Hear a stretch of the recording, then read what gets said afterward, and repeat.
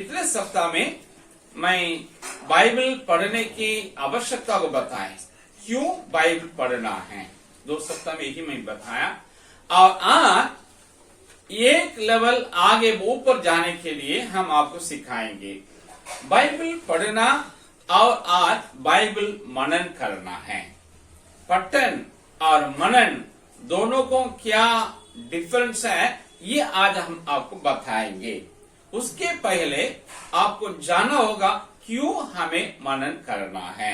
जैसे आपने जाना क्यों हमें पढ़ना है बाइबल को, वैसे क्यों मनन करना है इसका भी आप रीजन अगर जानेंगे जरूर आप मनन करने में दिलचस्प हो जाएंगे, आप लग भी जाएंगे। मैं 2 बातें रखूंगा, एक उपमा मतलब तुलना, दूसरा परमेश्वर की बातचीत या बर्ताव। इन दोनों का अगर हम जानेंगे सही रूप से तो बाइबल मनन करने के लिए ये दोनों का आएगा। नंबर 1 उपमा, बाइबल के वचन को या परमेश्वर के वचन को जिसे हम बाइबल कहते हैं, परमेश्वर किस किस चीज के साथ उपमा या तुलना किया है। मैं 7 बात इसे बताऊंगा। एक बीज, पहला पतरस पहला अध्याय 23 वचन में लिखा है, परमेश्वर का वचन है एक बीज है जो नए जन्म देता है।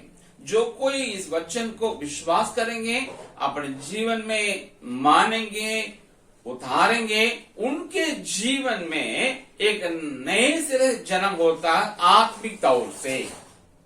यूहन्ना 3 अध्याय के 3 से लेकर के 8वें तक जो वचन है उसमें इस नए सिरे के जन्म के बारे में यीशु मसीह एक बहुत बड़ा विद्वान के साथ बताता है। मतलब है जैसे आप और हम इस संसार में चले आए, हमारे लिए ये बीज की आवश्यकता थी। उस बीज से हम इस संसार में चले आए, उस जन्म को बोलते हैं जैविक जन्म है या शारीरिक जन्म है। उसी प्रकार आत्मिक जगत में कोई प्रवेश करने के लिए उनको आत्मिक बीज की आवश्यकता है कि ताकि वो आत्मिक जन्म ले सके, जिसे बाइबल बताती है नया जन्म या नए सिरे का जन्म है। तो ये बीज है, इसलिए हमारा आत्मिक जीवन बाइबल के वचन को विश्वास करके मानने से शुरू होता है। दूसरा पहला पत्र 2 अध्याय 2 वचन में ये परमेश्वर वचन को दूध मिल्क के साथ उपमा किया गया है। इब्रानियों 5वें अध्याय 12वें से लेकर 14वें तक जो वचन है उसमें देखिएगा, उसमें लिखा है अन्न। पहला कुरिन्थियों 3 अध्याय का 2 वचन में दूध और अन्न दोनों उसमें दर्शाया हुआ। मतलब क्या है, जो नए सिरे से जन्म ले लिए, नए विश्वासी बन गए, उनको क्या करने की जरूरत है, बढ़ने की दरकार है। बढ़ना है। कोई भी बच्चा जन्म होगा उसको तो बढ़ने की आवश्यकता है। अब कुछ दिन तक वो दूध पीता रहेगा, उसके बाद उसको मम्मी क्या देती है, अन्न देना शुरू करती है। यहाँ आप लोग क्या देते हैं, सेरेलैक देते होंगे या तो सूजी देते होंगे। इस प्रकार परिवर्तन करते हैं, बदल देते हैं खाना को। उसके आगे जाकर के अन्न खाना शुरू करते हैं, उसका मीट मछली इस प्रकार का। इसका मतलब है भोजन हमारे लिए जैसे जरूरत है शारीरिक रूप में बढ़ने के लिए, उसी प्रकार हम लोग आत्मिक जीवन में बढ़ने के लिए आत्मिक भोजन की जरूरत है। वो है बाइबल का वचन जो नए विश्वासी के लिए दूध की काम आता है और जो बड़े भी विश्वासी हैं उनके लिए ये अन्न का काम आता है। इसलिए आपको मुझको ये बाइबल को मनन करने की जरूरत है। तीसरा है दर्पण, पहले बीज, दूसरा उपमा है भोजन, तीसरा उपमा है दर्पण।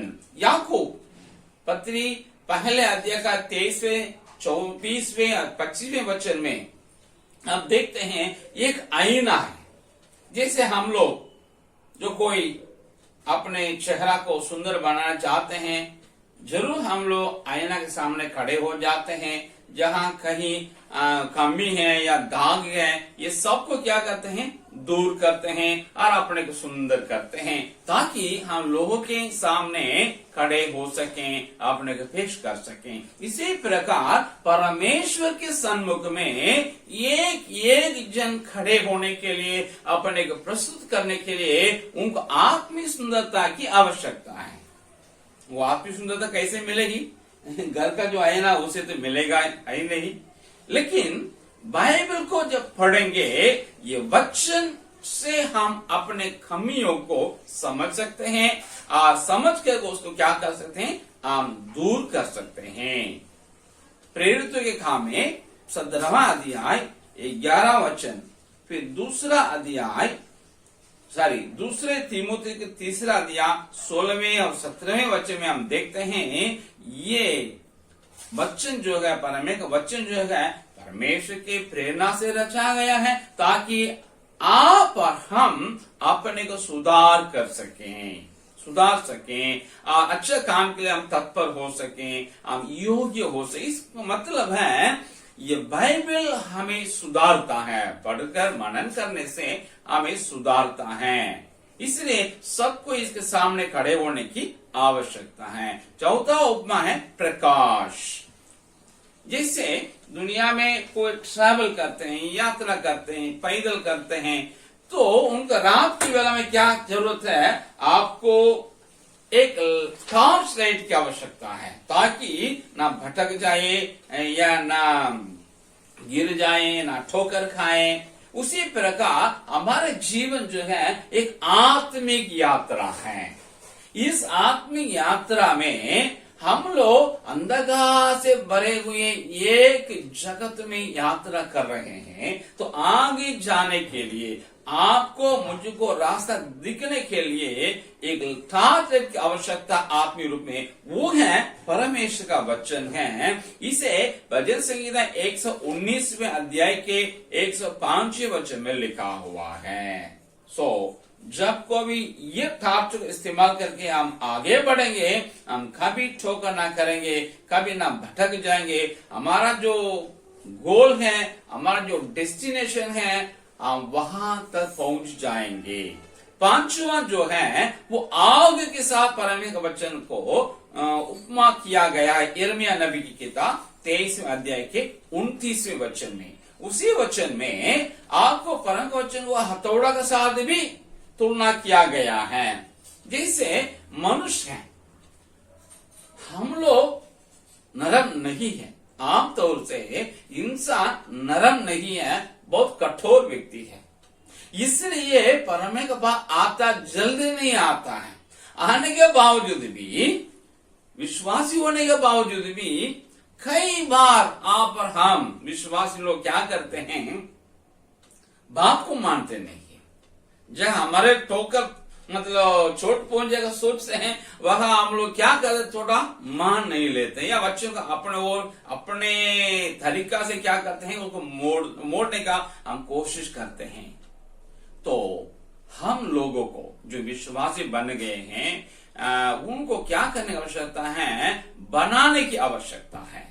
आगे क्या करता है, मान लीजिए एक लोहा को अच्छा रूप देना है, उसको आग में लगा देते हैं, एकदम लाल बना देते हैं, तब तो वो आग में रहेगा। उसके बाद उसको क्या करते हैं, हथौड़ी से या हथौड़ा से क्या उसको अच्छा से मारते हैं, मार के एक शेप दे देते हैं।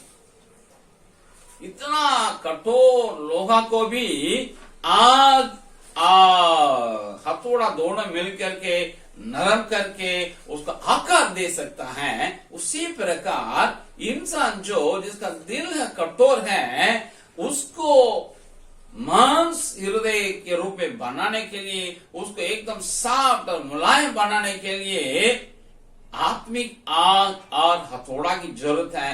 वो है परमेश्वर का वचन। जब हम बाइबल को पढ़ते हैं, वो हमको नरम कर देता है और ये हथौड़ा के रूप में हमको पीटता है, ताकि हमारा हृदय एकदम मुलायम हो सके। क्यों दुनिया भर के स्वयंसेवी संस्था में मात्र मसीही लोग, क्रिश्चियन लोग ही आगे हैं।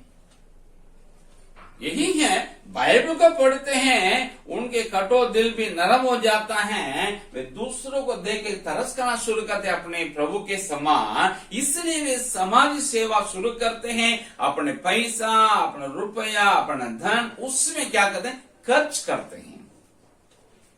क्रिश्चियन के सेवकाय में जब वे दान देते हैं या सामाजिक सेवा के लिए धन को, अपना धन को खर्च करते हैं, वे प्रतीक्षा नहीं करते हैं इससे मेरे बदले में क्या मिलेगा, इसके बदले में मुझे क्या मिलेगा।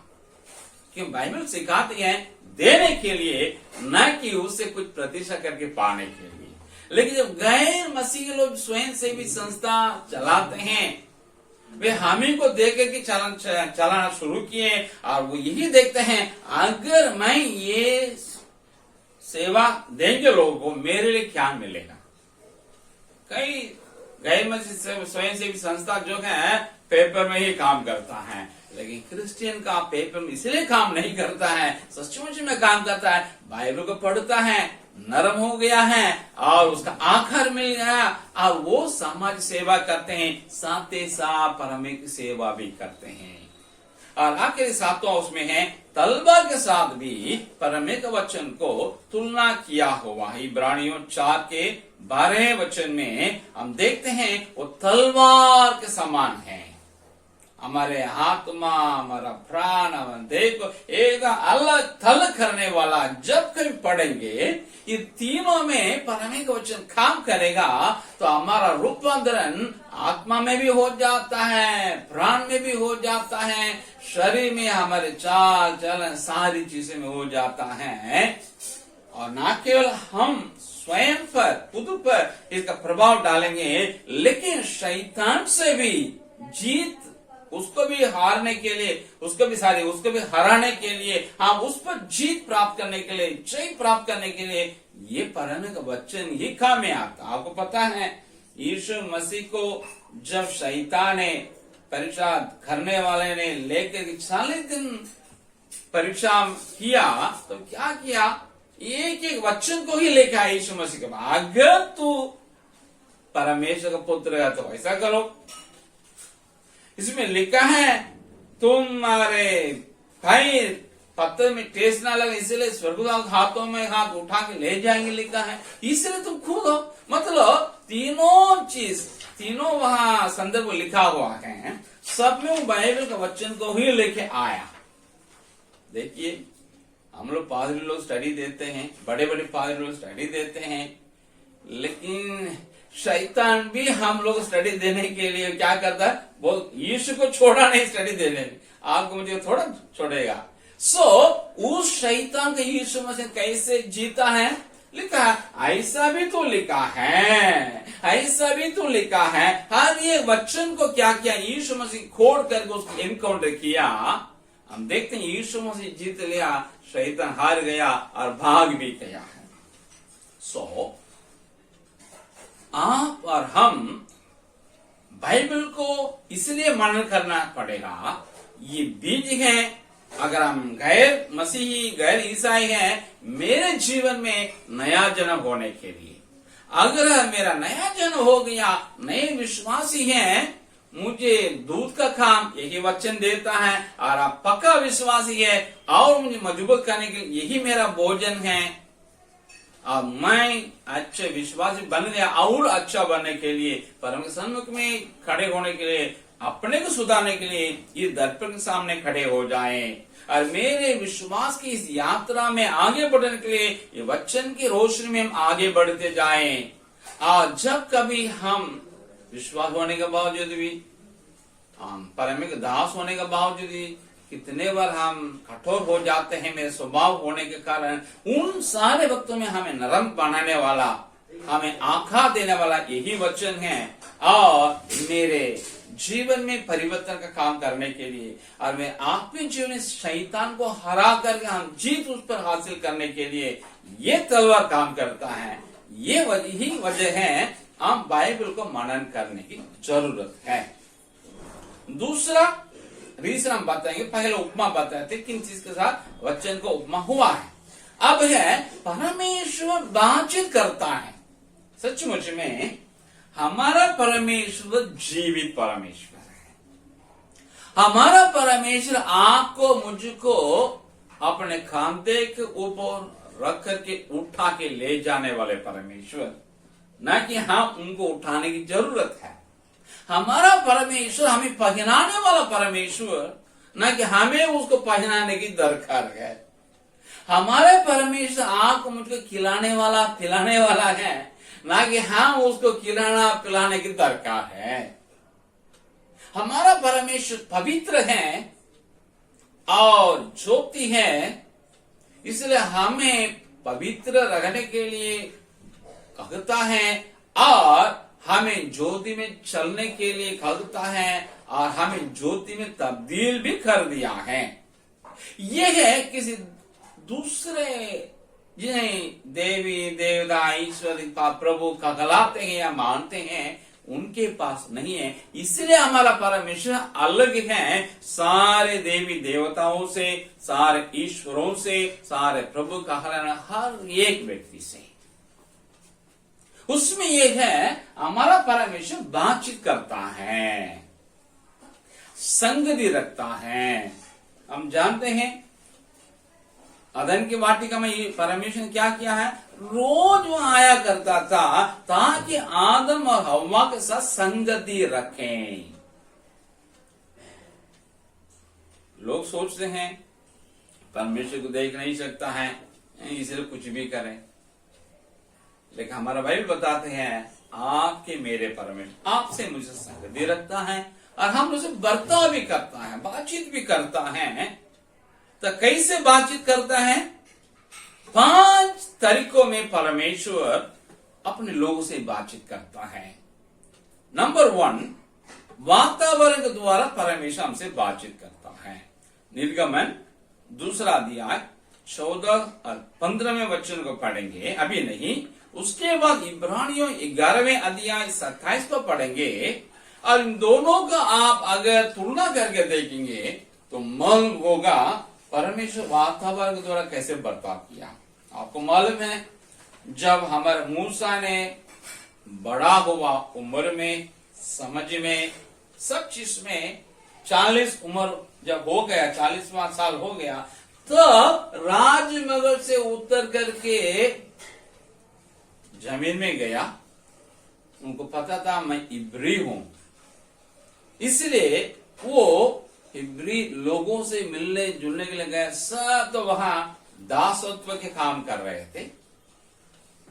तब एक दिन क्या किया, वो 2 जन आपस में लड़ते, एक हिब्री दूसरा को मिस्री। जब मिस्री व्यक्ति हिब्री व्यक्ति को अन्याय किया, उनके साथ अन्याय किया, तो हमारे मूसा ने उसको क्या कर दिया, मार करके एकदम मार डाल करके मिट्टी में दफना दिया, चला गया। तो सोचा था हम इसको क्या करते हैं, न्याय दिलाते हैं मेरे हिब्रू व्यक्ति को, मेरे इस्राएल व्यक्ति को। तो चला गया। अगला दिन इसी प्रकार जब जमीन में आया, देखा 2 हिब्री व्यक्ति आपस में लड़ते थे, इस्राएल व्यक्ति। तो दोनों से क्या किया, समाधान करने के लिए, दोनों को मेल मिलाप कराने के लिए चले आया। उसमें एक जन पूछा, किसने तुम्हें मेरे ऊपर अधिकारी और न्यायी ठहराया? क्या तुमने कल मिस्री को दफनाया मार डाल करके, वैसे मुझे भी करना चाहते हो? हर देखा कल का मेरा जो काम है प्रकट हो गया। तो ये बात जब फिरौन के पास पहुंचा, जो इसका पालक पिता था, तो वो उसको खोजा तो ये भाग गया। बाइबल में वहां लिखा है, निर्गमन में, वो डर के मारे बाहर। लेकिन इसका लाइट आपको हिब्रू इब्रानी पत्री में मिल रहा है। वो अदृश्य परमेश्वर मानो देखता है, समझ करके निडर होकर के, फिरौन के कोप से निडर होकर के मिद्यान देश में बाहर, ऐसा लिखा है। इसका मतलब है उर्दू में बाइबल नहीं रचाया गया है, इसलिए इन लोग पता नहीं था कैसा करना है। उस परिस्थिति में परमेश्वर कैसे किया, वातावरण के साथ वातावरण के द्वारा अपने लोगों से बर्ताव किया। ये बात को आपको प्रेरितों के काम 17 अध्याय 22 और 23 में भी देख सकते हैं। जैसे हमारे पौलुस साहब एथेंस में गया था, यूनान देश के, वह एक बहुत बड़ा एक क्या बोलते हैं, एक छोटा सा एक पहाड़ जैसा है, उसको उसमें जाके उसमें यूनान लोग आकर बैठ के आपस में बात करते थे, डिबेट करते थे, इस प्रकार ज्ञान की बात करते थे। उसमें लिखा था क्या बोलते हैं, अननोन गॉड क्या है, मुझे हिंदी में नहीं समझ में आ रहा है। ठीक है, अननोन गॉड, जिसको जानते नहीं है, अनजान। अच्छा, अनजान ईश्वर को। तो इसने क्या किया है, गॉस्पेल सुनाने के लिए उसी वातावरण को ले लिया, उसी से क्या, जिस अनजान परमेश्वर के आप सेवा करते हैं उसके बारे में हम करते हैं, आपके लिए कहने के लिए आए हैं। इसका मतलब है वातावरण के द्वारा परमेश्वर अपने लोगों से बातचीत करता है, नंबर 1। नंबर 2, परमेश्वर अलौकिक तरीके से भी बातचीत करता है, जैसा स्वप्न, दर्शन, आकाशवाणी और प्रत्यक्ष रूप में परमेश्वर दिखाई दे करके अपने लोगों से बातचीत करता है। एग्जाम्पल, पुराने नियम में उत्पत्ति 20वें अध्याय का 3 से लेकर 7वें तक देखिएगा। अबीमेलेक राजा के साथ परमेश्वर स्वप्न के द्वारा बातचीत किया ताकि वो अब्राहम के पत्नी को वापस कर दे, बहाल कर दे। याकूब के जीवन को देखते हैं, उत्पत्ति 28 अध्याय 12 से 15, फिर 31वें अध्याय का 10 से 13 देखते हैं। हमारे याकूब भी स्वप्न के द्वारा ही परमेश्वर मार्गदर्शन को पाया। फिर यूसुफ नया नियम में, जो मरियम के पति, और ज्योतिष लोग, इन लोग इस स्वप्न के द्वारा ही मार्गदर्शन किए गए। और देखिए इन बात को मत्ती पहला अध्याय और दूसरा अध्याय में आप पढ़ सकते हैं। तो दर्शन की बात अगर कहें, उत्पत्ति 15 अध्याय का पहला वचन, 26 अध्याय का 2 से लेकर 5वें तक वचन, इसमें देखते हैं अब्राहम से, इसहाक से परमेश्वर कैसे दर्शन के द्वारा बातचीत किया है, अगुवाई किया है। और दानियल के जीवन को भी देखते हैं, राजा का सपना भूल गया, फिर राजा का सपना बोलने किसी से नहीं हुआ, लेकिन हमारे दानियल अपने 3 मित्रों के साथ मिलकर प्रार्थना किया। रात्रि में परमेश्वर दर्शन में हमारे दानियल को राजा का सपना को भी बताया और उसका अर्थ भी बताया, जिससे वो जाके राजा को बोल सका, जिससे पूरे राज्य में बुद्धिजीवी लोगों का बचाव हुआ। दानियल उनके मित्रों को एकदम प्रोन्नति मिली है। हम देखते हैं हनन्याह नया नियम में देखते हैं, जो हमारे शाऊल को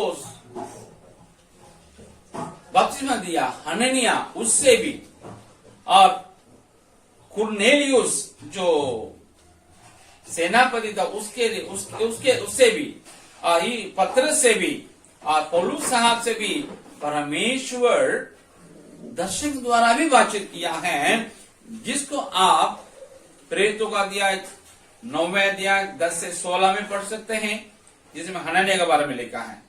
10वें अध्याय का 1 से लेकर के 7 तक पढ़ सकते हैं, पतरस का बारे में लिखा है।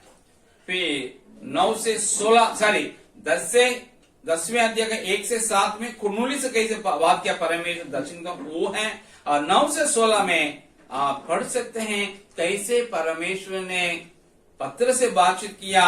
फिर 16वें अध्याय 8, 9, 10 देखिएगा, मगर शाऊल को कैसे परमेश्वर एशिया से यूरोप के धरती में ले गया, वो दर्शन द्वारा बातचीत करके मार्गदर्शन दिया है। न केवल वो है आकाशवाणी, अब्राहम से परमेश्वर आकाशवाणी से बातचीत किया, जिसका जिक्र है उत्पत्ति 22वां अध्याय 11 से 19 में है। और शाऊल मतलब हमारे पौलुस का जो परिवर्तन हुआ, जीवन परिवर्तन, वहां भी हम देखते हैं आकाशवाणी सुनाई दी, हे शाऊल तुम क्यों मुझे सताते हो। ये जवाब देता है, प्रभु तू कौन है। तो परमेश्वर जवाब देता है। ये इसका वर्णन है, आपको प्रेरितों के काम 9वां अध्याय 3 से 7 तक देख सकते हैं पढ़ करके।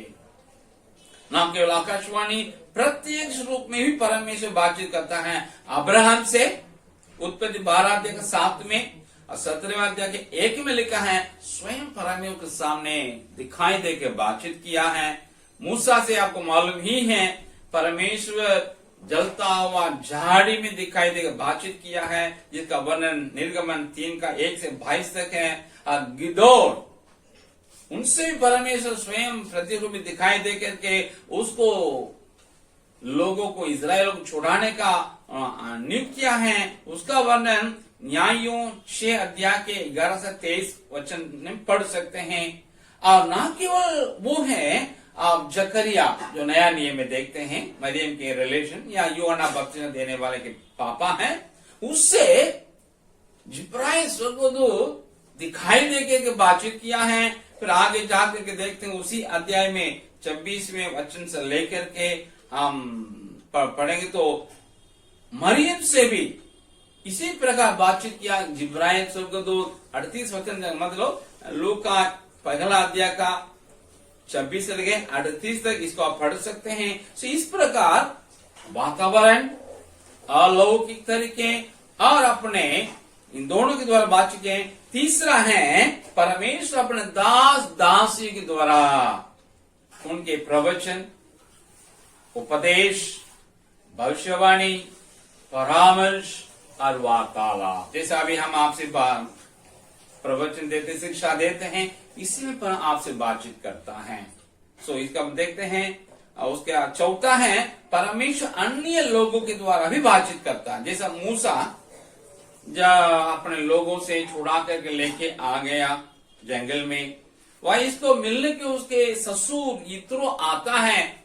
मूसा सबको मतलब मुकदमा को सुनकर उनको समाधान देता है, फैसला सुनाता है। ये देखो सुबह से लेकर शाम तक मेरे धामा इतना सुनते हैं थक जाएंगे, लोग भी सारा मुकदमा सुनी नहीं जाएगी। तो उनको बुला कर बोला, धमाक ऐसा करना अच्छा नहीं है, आप सफल नहीं होंगे, इसलिए मेरी बात मानोगे। एक सजेशन देता है कैसे लोग नियुक्त करना है, 10 के ऊपर 1 जन, 100 के ऊपर 1 जन, इस प्रकार कीजिए।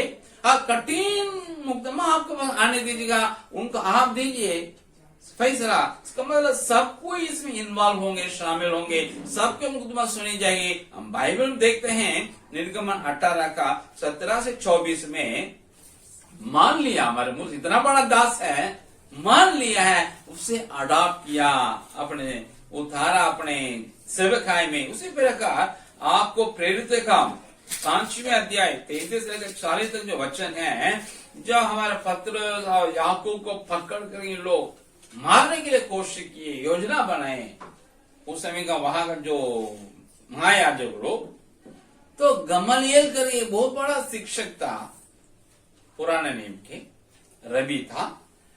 उसने कहा तुम ऐसा नहीं करना है करके कुछ उदाहरण बता करके, अगर इन लोगों का जो काम है परमेश्वर ओर से हुआ है ये रहेगा, आप कुछ नहीं कर सकते हैं, आप बिगड़ जाएंगे। अगर नहीं वो अपने आप बिगड़ जाएगा, आप क्यों बहुत ये करते हैं। तो उन लोग जो याजक लोग भी गमलीएल रबी के बात मान करके प्रेरितों को छोड़ दिया। हम देखते हैं मतलब इन दोनों तो विश्वास नहीं थे, लेकिन वे अच्छे सलाह दिए, पर वो सलाह माना गया है जिससे लोगों को भलाई हुई। सो आपके मेरे रिलेशन, रिश्तेदार, पड़ोसी, फ्रेंड, अधिकारी, किसी के द्वारा भी परमेश्वर बातचीत कर सकता है। आपको मालूम है बलाम से परमेश्वर ने कैसे बात किया, ये गदहा के द्वारा ही बातचीत किया। और गदहा को परमेश्वर इस्तेमाल कर सकता है, हमारे लोग हमारे लिए आपके इस्तेमाल नहीं कर सकता, जरूर कर सकता है। सो इन 4 बातें हैं, वातावरण से भी, अलौकिक तरीके से भी, अपने दासी के द्वारा भी और अन्य लोगों के द्वारा भी परम बातचीत जरूर करता है, आज भी करता है। लेकिन ये सब हमेशा हमेशा नहीं। कभी कभी वातावरण से बातचीत करेगा, कभी कभी सपना या दर्शन, कभी कभी इस प्रकार होगा। और कभी कभी हम तो रोज थोड़े सुनते हैं परम वचन, इसी प्रकार समय समय पे वचन सुनते हैं और अड़ोसी पड़ोसी या और से कभी कभी मिलते हैं। सो इन सारे तरीकों पर हम बातचीत जरूर करता है, लेकिन हमेशा नहीं। लेकिन कभी कभी हमेशा आपसे मुझसे हमारा स्वर्गीय परमेश्वर कैसे बातचीत करता है? अपने वचन के द्वारा।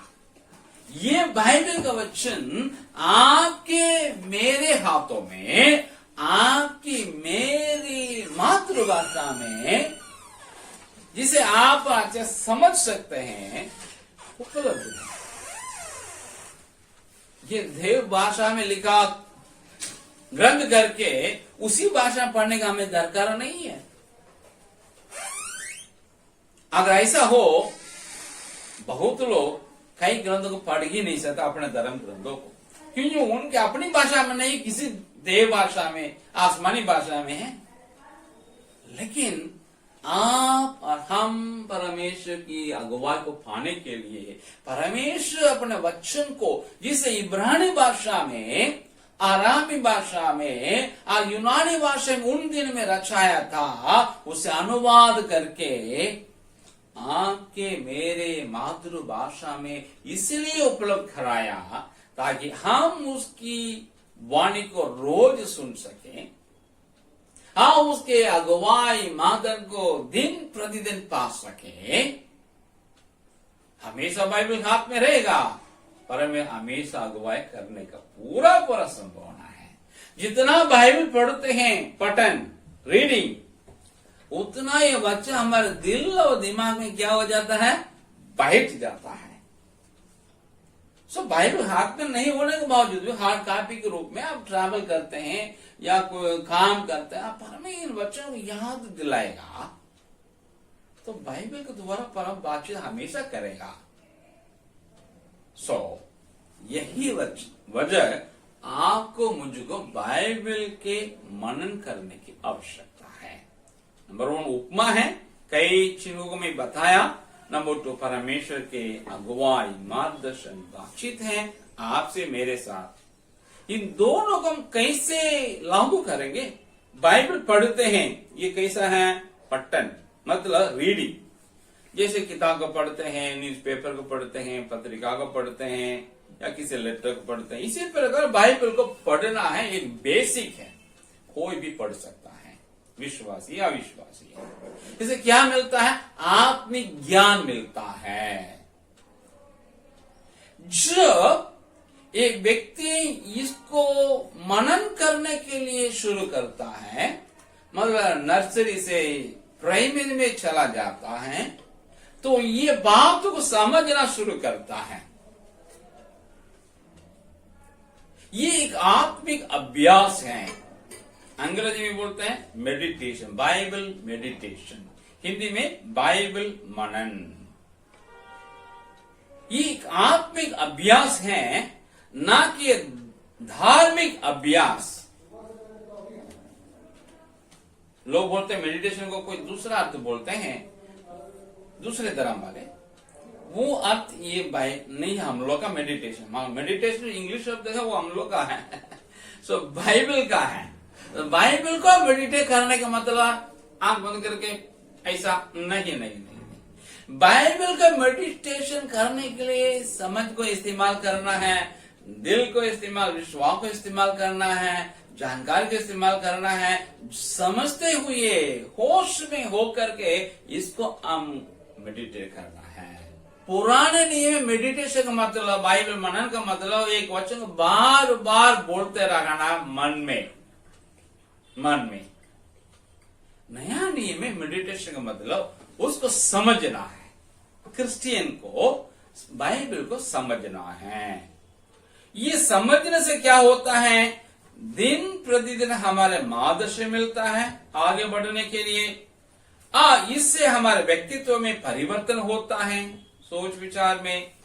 हमारे भीतरी मनोज जो है वो मजबूत होता है और हमारे आत्म जीवन विजयी जीवन में तब्दील होता है।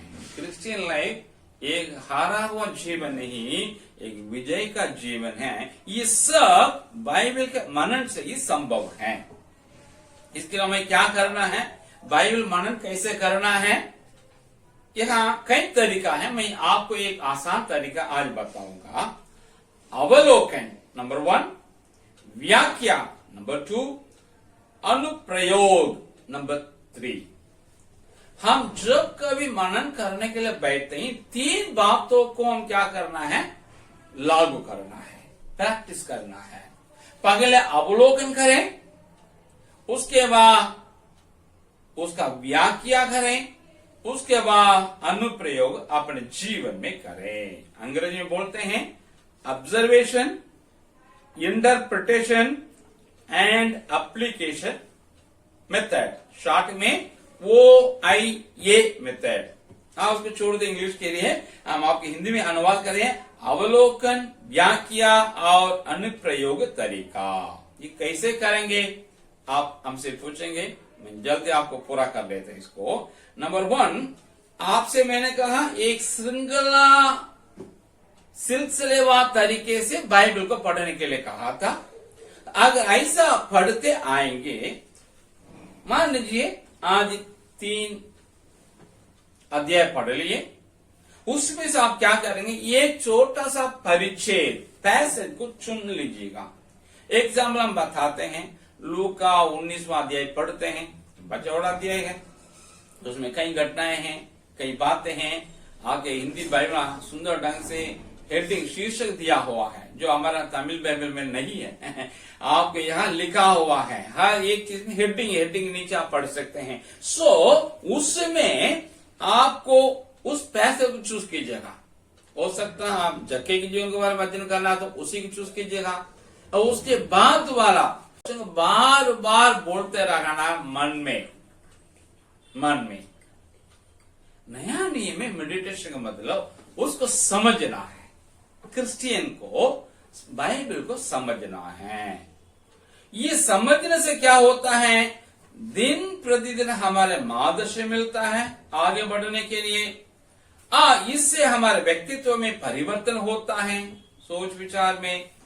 हमारे भीतरी मनोज जो है वो मजबूत होता है और हमारे आत्म जीवन विजयी जीवन में तब्दील होता है। क्रिश्चियन लाइफ एक हारा हुआ जीवन नहीं, एक विजय का जीवन है। ये सब बाइबल के मनन से ही संभव है। इसके लिए हमें क्या करना है, बाइबल मनन कैसे करना है, यहाँ कई तरीका है। मैं आपको एक आसान तरीका आज बताऊंगा। अवलोकन नंबर 1, व्याख्या नंबर 2, अनुप्रयोग नंबर 3।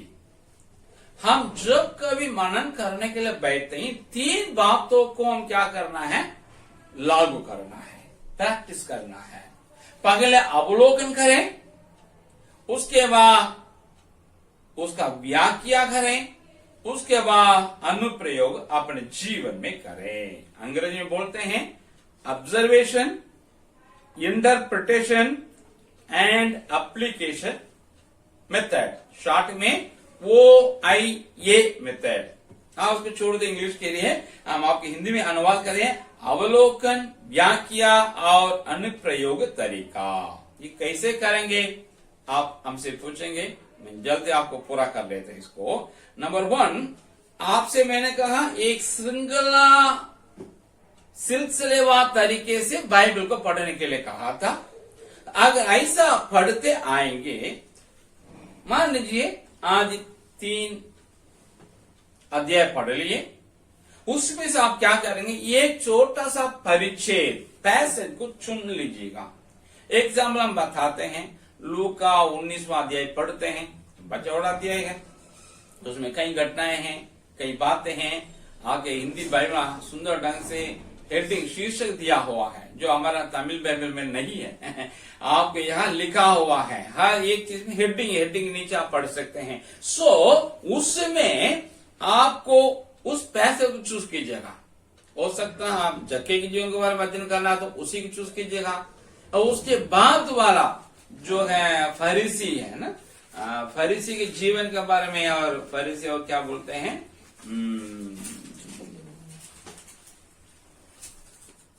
लूका 19 में फरीसी 10 मुहरों का दृष्टांत है, उसके बारे में कर सकते हैं। यरूशलेम में यीशु मसीह का विजय प्रवेश, उसके बारे में कर सकते हैं। सो अलग अलग कितना है आपको, 1 2 3 4 5 पैसेज है।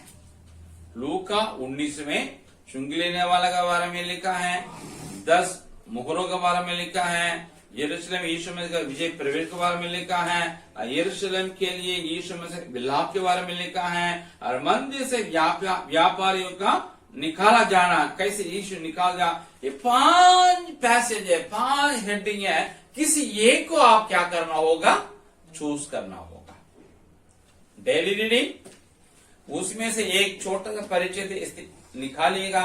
अब वो हो सकता है किसी व्यक्ति का चरित्र का वर्णन, नहीं तो किसी विषय का व्याख्या या किसी घटना का जानकारी, 3 में कुछ हो सकता है उस परिच्छेद में। आपको क्या करना है, जिसे आपने चयन किया उसको अवलोकन करना है, वर्तमान संदर्भ में उसका अर्थ निकालना है, व्याख्या करना है, उसको जीवन में लागू करना है, मतलब प्रैक्टिस करना है। अवलोकन और व्याख्या करने के लिए आपको क्या करना है, प्रश्न करना है ना, प्रश्न करना है, सवाल पूछना है।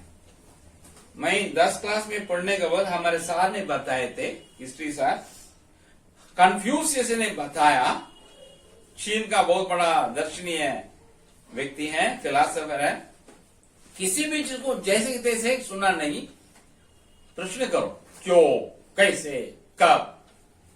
वो मेरे दिल में उस दिन सुबह आज तक याद है। बाइबल में भी समझने के लिए आपको जैसे बोलते हैं हम लोग, पादरी लोग, ऐसे सुनने की आवश्यकता नहीं। आपको उसको पढ़ना है, समझना है, प्रश्न करना है। दूसरे ग्रंथ में देखिएगा, दूसरे धर्म वाला देखिएगा, एक तो अंधविश्वास जो बोलेगा धर्मगुरु सुनता जाएगा।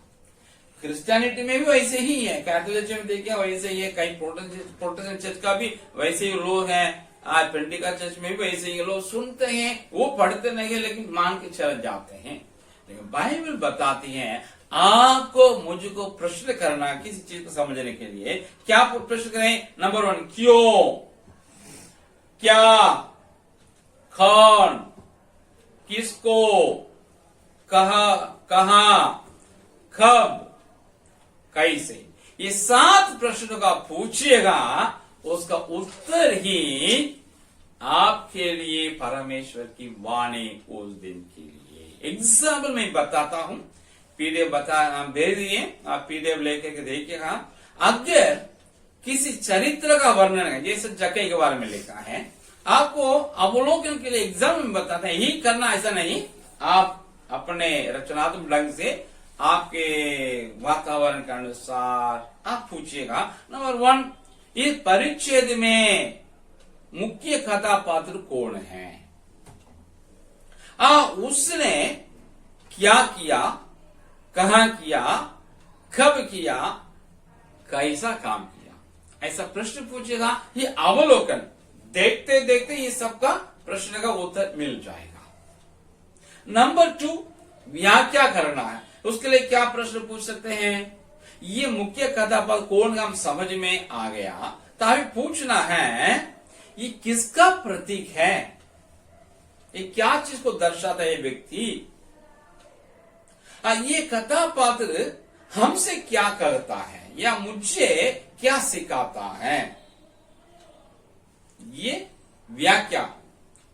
तीसरा है अनुप्रयोग, जीवन में उतार लागू करना है, इस शिक्षण को अपने जीवन में कैसे मैं लागू करूं। स्वावलोकन के लिए एग्जाम्पल जगह के ले लीजिएगा। मुख्य कथापात्र कौन है? यीशु मसीह है। यीशु मसीह ने क्या किया? उनके घर में जाकर के ठहरा, जीवन परिवर्तन हो गया। ये तो देखते पता चलता है। तो व्याख्या क्या है? ये कथापात्र से क्या चीज का प्रतीक है? मेरा उद्धारकर्ता का प्रतीक है। एक कथापात्र मुझे क्या सिखाता है? हमें भी अपने से निम्न वर्ग लोगों के साथ क्या करना है? अच्छी संगत रखना, जाए उनके साथ बैठे, जिसके द्वारा परमेश्वर के बारे में लोग जान सकते हैं। यीशु में आकर के वहां प्रचार नहीं किया जक्के के घर में, जस्ट गया, बैठा, खाना खाया, इतने में परिवर्तन आ गया। क्योंकि जक्के कभी लोगों से मिल नहीं सका। लोग उनको धर्म गुरु लोग क्या करते हैं? अलग कर दिए थे। अभी एक धर्म गुरु, एक रवि मेरे घर आ गए। यार कैसे आदमी है? तो लोग बोलते हैं देखो देखो कैसे आदमी के पास चुंगी लेने वाले पापी के घर में यीशु मसीह चला गया आतिथ्य बन करके। तो यीशु का नाम क्या हो गया? बदनाम हो रहा। जाके सुन रहा है, अरे मेरे कारण यीशु का नाम बदनाम हो रहा है। तो ये हम अपने क्या करना है? सुधारना। प्रभु यीशु मुझे क्षमा कर। हम जिन किसी अन्याय से ले लिया कुछ, 4 गुना लौटा दूंगा। जबकि बाइबल में 2 गुना लौटाने की बात है पुराने नियम में।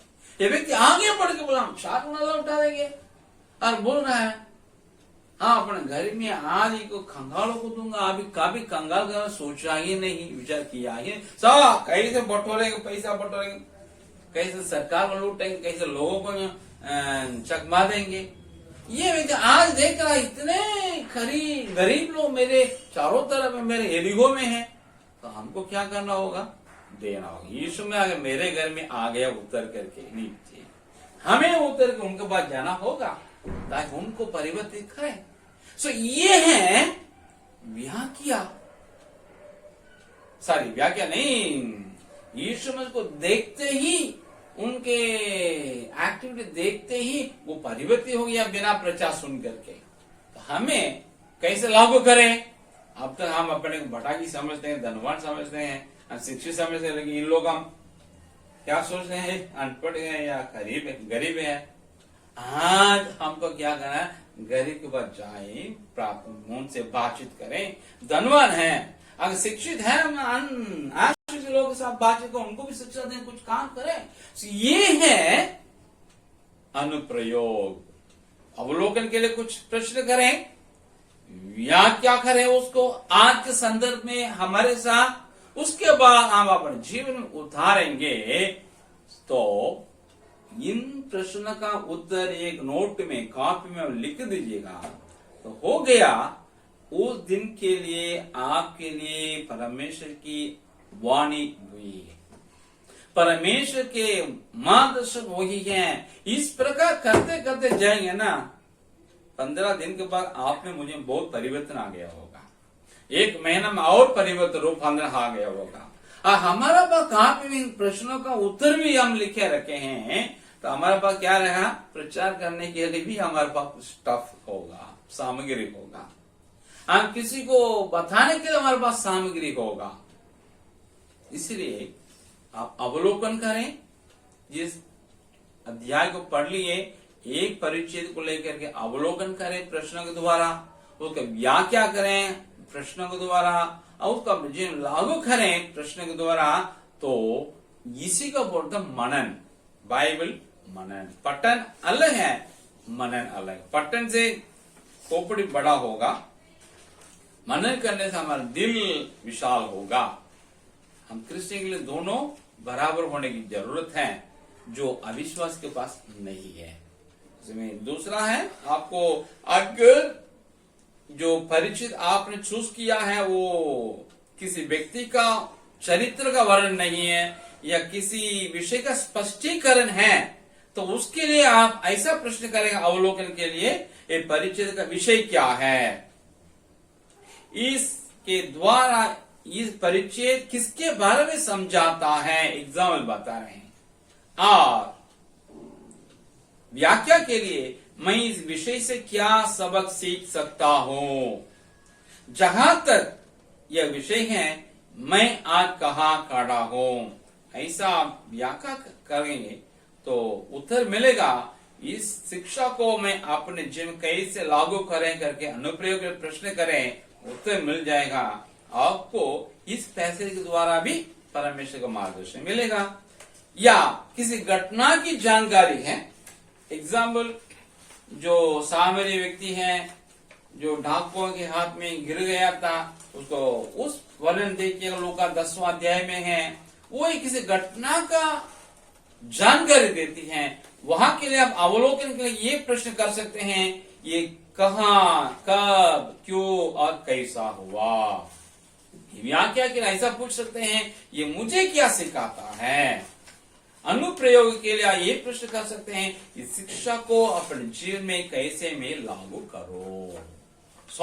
इस प्रकार आप अवलोकन कीजिएगा, प्रश्न कीजिएगा, उत्तर ले लीजिएगा, कॉपी में लिखिएगा, फिर व्याख्या कर लीजिएगा अपने संदर्भ में। उसके लिए भी प्रश्न पूछे, उत्तर को कॉपी में लिखें। उसके बाद प्रयोग अपने जीवन में करने के लिए, लागू करने के लिए प्रश्न करें, उसका भी उत्तर कॉपी में लिखें। आपके पास परमेश्वर की वाणी पहुंच गई, उसको प्रैक्टिस कीजिएगा, अभ्यास कीजिएगा, आप बढ़ते जाएंगे बिना ठोकर का, बिना भटकते हुए अपने गंतव्य तक पहुंच सकते हैं।